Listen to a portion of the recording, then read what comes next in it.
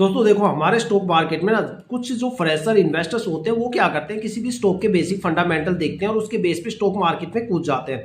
ठीक है। और कुछ इन्वेस्टर ऐसे होते हैं जो न्यूज़पेपर में या कहीं कहीं पे देखा भाई ये स्टॉक में थोड़ा सा पॉजिटिव मोमेंटम आ गया, चलो ये ट्रेड ले लेते हैं। फिर उसको बाद में ना उनकी क्या क्वेरी होती है, भैया ये स्टॉक में कितना रिटर्न आएगा, एक साल में कितना रिटर्न देगा, 2 साल में कितना रिटर्न देगा, भैया ये स्टॉक रिटर्न देगा भी कि नहीं। भैया लगता है स्टॉक में रिटर्न देखने को मिलने वाला नहीं। कुछ बोलेंगे कि भैया यहाँ तो प्रमोटर की होल्डिंग धीरे धीरे निकल रही है। तो देखो, मैं आपको ना स्टॉक के अंदर बात कर रहे हैं त्रिवेणी टर्बाइन स्टॉक के बारे में।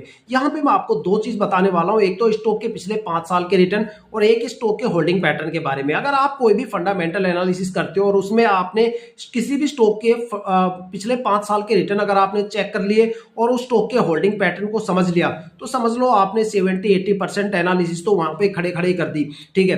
क्योंकि 5 साल के रिटर्न के बेस पे आपको पता चल जाता है भाई उस स्टॉक में आखिर रिटर्न देने की कैपेबिलिटी कितनी है, कितनी ज्यादा क्षमता है, सबसे ज्यादा वो रिटर्न कितना दे सकता है। कौन कौन से ऐसे टाइम ड्यूरेशन आपको देखने को मिलेंगे कि भाई जहां पे आपको गिरावट या फिर लॉस हो सकता है, शॉर्ट टर्म में वो स्टॉक ज्यादा रिटर्न देगा या लॉन्ग टर्म में ज्यादा रिटर्न देगा। ठीक है। कौन कौन से ऐसे टाइम पीरियड है जहां पे आपको भर भर के रिटर्न मिलेगा। साथ में होल्डिंग पैटर्न क्या होना चाहिए। देखो, जो पर्सनली मैं जहां पे इन्वेस्ट करता हूं, मैं कम से कम देखता हूं कि भाई किसी भी स्टॉक में प्रमोटर की होल्डिंग 50% तो देखो होनी चाहिए। 50% से नीचे मैं कभी भी इन्वेस्ट नहीं करता। और जिस स्टॉक के अंदर प्रमोटर की होल्डिंग कम से कम 80-90% से ऊपर होती है, समझ लो वो स्टॉक मल्टीबैगर बनता है। ठीक है। एफआईआई और डीआईआई के भरोसे कभी नहीं बैठना चाहिए। देखो, आपने अक्टूबर में देखा होगा कि जब अक्टूबर में गिरावट शुरू हुई तो सबसे पहले एफआईआई वहां से निकल के भाग गई। ठीक है। और वो सारा का सारा माल किसकी झोली में आ गया, पब्लिक इन्वेस्टर्स के हाथ में। ठीक है। तो देखो, जब भी गिरावट का सिलसिला शुरू होता है तो एफआईआई सबसे पहले बिकवाली करके भागते हैं, क्योंकि फॉरेन इन्वेस्टर्स को पता होता है जब फॉरेन में मार्केट गिरेगी ना तो वो इंडियन स्टॉक मार्केट में सबसे पहले निकल के भागेंगे। ठीक है। क्योंकि उनको पता है वहां मार्केट गिर गई तो यहाँ पे भी गिरेगी। ठीक है। तो वो सबसे पहले भागते हैं। तो क्या होता है कि होल्डिंग पैटर्न भी काफी ज्यादा जरूरी होता है। यहाँ पे अगर इस स्टॉक के पिछले 5 साल के रिटर्न जो मैं देख रहा हूँ उसके हिसाब से मैं बता दूं आपको कि भाई शॉर्ट टर्म में 6 और 9 मंथ में यहाँ पे आपको भर के रिटर्न मिलेगा।